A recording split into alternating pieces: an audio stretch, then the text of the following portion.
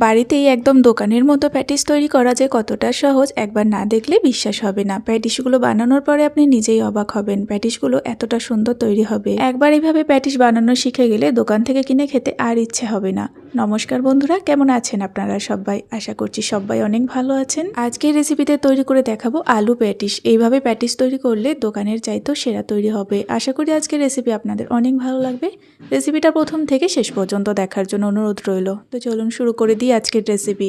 আলু প্যাটিস তৈরি করার জন্য সবার আগে ময়দাটাকে মেখে কিছুক্ষণের জন্য রেস্টে রেখে দিতে হবে। তাই ময়দাটা মেখে নেব। নিয়ে নিচ্ছি 1 বাটি মতো ময়দা, ময়দার মধ্যে স্বাদ মতো লবণ আর দিয়ে দিচ্ছি 2 চামচের মতো ঘি। ঘিয়ের পরিবর্তে আপনারা সাদা তেলও নিতে পারেন। এবার ঘিয়ের সঙ্গে ময়দাটাকে ভালোভাবে ময়াম করে নিতে হবে, ভালোভাবে হাত দিয়ে ঘষে ঘষে। তো এখানে যেমন পরিমাণে প্যাটিস তৈরি করবেন সেইভাবে আপনারা ময়দাটা বাড়িয়ে কমিয়ে নিয়ে নেবেন। এবার আমি এখানে খুব সুন্দর করে কিছুক্ষণ ময়াম করে নিয়েছি। তারপরে একটু ময়দা হাতের মধ্যে এইভাবে মুঠো করে দেখতে হবে। যদি সহজে একটা ঢেলা তৈরি হয় বুঝবেন যে ময়ামটা একদম পারফেক্টভাবে হয়ে গিয়েছে। তারপর এখানে নর্মাল জল দিয়ে ময়দাটাকে মেখে নিতে হবে। প্যাটিস তৈরি করার জন্য ময়দার ডো একদম শক্ত রাখতে হবে। খুব যে শক্ত সেটা নয়, নর্মাল একটু সফট থাকবে, তার সঙ্গে শক্ত রাখতে হবে। একেবারে কিন্তু ময়দা নরম করা যাবে না, নরম হলে প্যাটিস তৈরি করা যাবে না।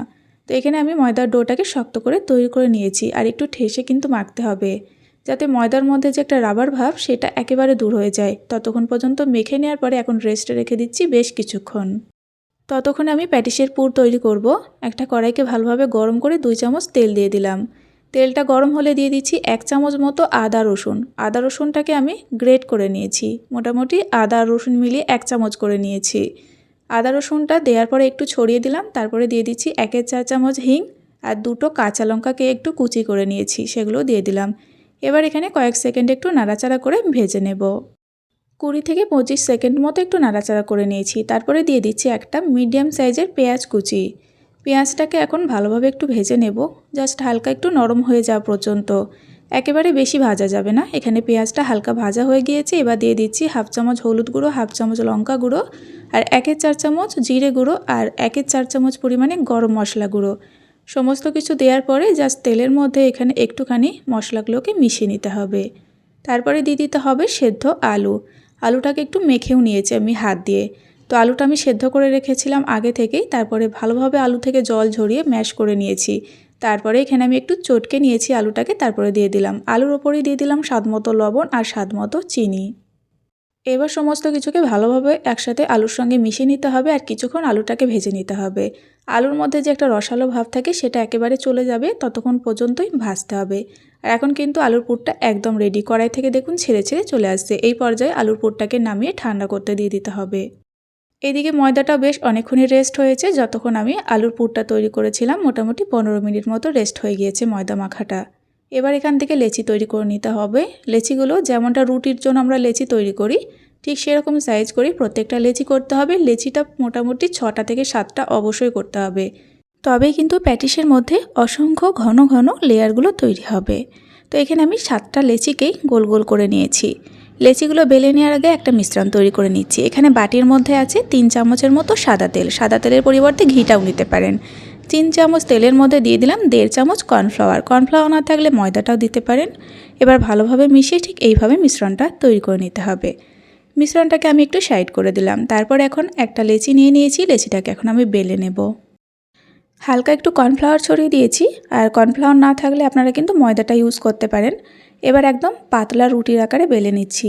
একটু বড় সাইজের করে বেলেছি, আর দেখুন একদম পাতলা বেলে নেওয়ার চেষ্টা করেছি। যতটা পাতলা বেলা যাবে রুটিগুলো, প্যাটিসগুলো কিন্তু ততটাই সুন্দর তৈরি হবে। মোটা রেখে দিলে কিন্তু রুটি প্যাটিস ফুলতেও চাইবে না আর লেয়ারগুলো ছাড়বেও না।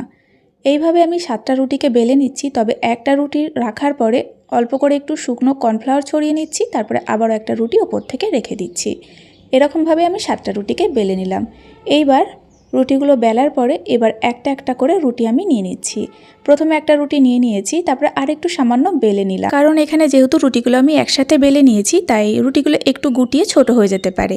তাই যখন এই ভাঁজটা দেওয়ার সময় রুটিগুলো ব্যবহার করবেন তখন একবার করে হালকা করে বেলে পাতলা করে নেবেন। তারপরে দেখুন আমি যে মিশ্রণটা তৈরি করে রেখেছিলাম রুটির ওপর দিয়ে ভালোভাবে মাখিয়ে নিচ্ছি। তারপরে ওপর থেকে আবারও হালকা করে একটু কর্নফ্লাওয়ার ছড়িয়ে দিচ্ছি। তারপরে আবারও একটা রুটি ওপর থেকে দিয়ে দিচ্ছি।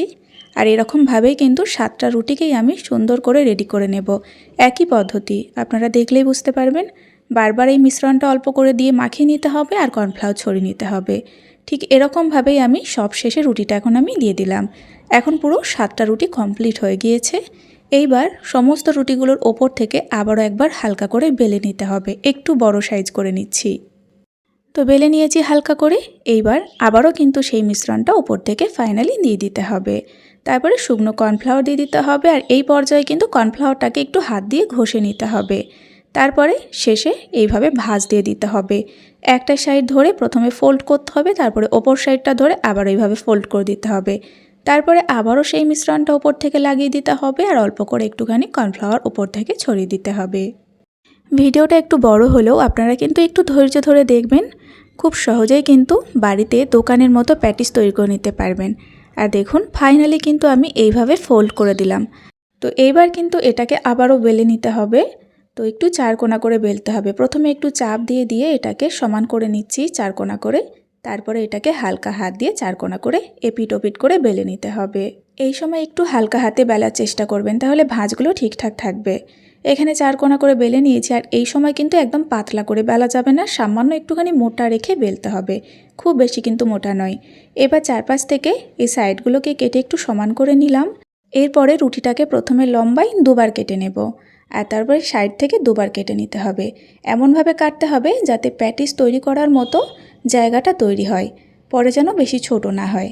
তো সমস্তগুলো কেটে নেওয়ার জন্য আমি থালার মধ্যে পরে তুলে নিচ্ছি। তো একদম সহজভাবে প্যাটিসগুলো তৈরি করার জন্য আরও একটা পদ্ধতি দেখাচ্ছি। তো এই সময় কাটার পরে দেখবেন একটু ছোটোই মনে হয় যেন প্যাটিসটা ঠিকঠাকভাবে তৈরি করা যাবে না। তো এইভাবে একটা একটা করে এরকম চারকোনা অংশ নিয়ে আর একটু বেলে নিতে পারেন, তবে হালকা হাতে বেলতে হবে, তাহলে একটু বড় হয়ে যাবে। আর এইভাবে তারপরে প্যাটিসগুলো তৈরি করে নিতে হবে। যে আলুর পুরটা রেখেছিলাম পরিমাণ মতো আমি নিয়ে নিয়েছি আর তারপরে সাইড থেকে একটু জল লাগিয়ে নিলাম। আর জল লাগিয়ে নেওয়ার পরে দেখুন আমি ঠিক এরকম কোনাকুনিভাবে মুড়িয়ে দিলাম। মোড়ানোর পরে আঙুল দিয়ে চেপে নেব ঠিক একটু নিচ সাইড থেকে। ওপর সাইডটা কিন্তু একদমই বন্ধ করা যাবে না, ওখান থেকে কিন্তু লেয়ারগুলো ছাড়বে। একদম নিচের সাইড থেকে এটাকে গোল করে মুড়িয়ে নিলাম। তো এই একইভাবে আমি সমস্ত প্যাটিসগুলোকে রেডি করে নিয়েছি প্রথমে। তো এখানে মোটামুটি অনেকগুলো প্যাটিসই তৈরি হয়ে যাবে 1 কাপ ময়দা থেকে। এবার প্যাটিস ভাজার জন্য সাদা তেল ভালোভাবে গরম করেছি। তেলের গরম কিন্তু খুব বেশি থাকবে না, আবার খুব যে হালকা সেটাও নয়। প্যাটিসগুলো দেওয়া মাত্রই দেখবেন বিট বিট করে ফুটতে শুরু করবে হালকাভাবে, এরকম অবস্থাতে তেলের মধ্যে ছাড়তে হবে। প্যাটিস দেওয়ার পরে বেশ কিছুক্ষণ অপেক্ষা করবেন, প্রায় মিনিট 3-এর মতো। মিনিট 3 পরে দেখবেন নিজে থেকেই প্যাটিসগুলোর লেয়ার ছেড়ে দেবে আর তার সাথে একটু শক্ত হবে, তারপরে কিন্তু নাড়াচাড়া করতে হবে। আর আপনারা দেখে বুঝতে পারছেন কতটা সুন্দরভাবে প্যাটিসের লেয়ারগুলো ছেড়ে গিয়েছে। প্রথমবারে যদি আপনারা নাড়াচাড়া করতে চান তাহলে কিন্তু প্যাটিসগুলোর লেয়ারগুলো ছাড়বেও না আর তার সাথে প্যাটিসগুলো ভেঙেও যেতে পারে। তাই মিনিট 3 মতো অপেক্ষা করবেন, মিনিট 3 থেকে 4। তারপরে দেখবেন প্যাটিসগুলো সুন্দরভাবে লেয়ার ছেড়ে দেবে। আর তারপরে কিন্তু একটু মিডিয়াম ফ্লেম রেখে উল্টে পাল্টে হালকা ব্রাউন করে ভেজে নিতে হবে। প্যাটিস ভাজার সময় তেলের পরিমাণটা চেষ্টা করবেন একটু বেশি নেওয়ার। আমি যতটা পরিমাণ তেল নিয়েছি তার থেকে প্যাটিসের পরিমাণটা অনেকটা বেশি হয়ে গিয়েছিল, তবে অসুবিধা কিছু হয় না। আমি এই তেলের মধ্যেই উল্টে পাল্টে প্যাটিসগুলোকে ভেজে নিয়েছি খুব সুন্দরভাবে। প্যাটিসগুলো কিন্তু দারুণ খাস্তা হয়েছিল। ভাজতে একদমই বেশি সময় লাগবে না, যখনই লেয়ারগুলো ছাড়তে শুরু করবে দেখবেন মিনিট 10-এর মধ্যেই ভাজা হয়ে যাবে প্যাটিসগুলো। সমস্ত প্যাটিস এখন একদম রেডি পরিবেশনের জন্য। আমি একটু ঠান্ডা করার পরে প্লেটের মধ্যে সার্ভ করে নিয়েছি। প্যাটিসগুলো বানানোর পরে আমি তো নিজেই অবাক হয়ে গিয়েছি, এতটা সুন্দর তৈরি হয়ে গিয়েছিল। দোকানের চাইতেও সেরা তৈরি হয়েছিল প্যাটিসগুলো। মাত্র 1 কাপ ময়দা নিয়েছিলাম, দেখুন কতগুলো প্যাটিস তৈরি হয়েছে। প্যাটিসগুলো যে কতটা পারফেক্ট হয়েছে আপনারা দেখলেই বুঝতে পারবেন, একদম খাস্তা। এইভাবে প্যাটিস তৈরি করে কাউকে খাওয়ালে আপনার প্রশংসা করতে বাধ্য হবে। তো বন্ধুরা, আশা করি আজকের রেসিপি আপনাদের ভালো লেগেছে। রেসিপিটা ভালো লাগলে অবশ্যই একটা লাইক কমেন্ট করে চ্যানেলটিকে সাবস্ক্রাইব করে পাশে থাকার জন্য অনুরোধ রইল। আজ এই পর্যন্তই, ফিরে আসবো নতুন রেসিপি নিয়ে। সকলে ভালো থাকবেন এবং সাবধানে থাকবেন।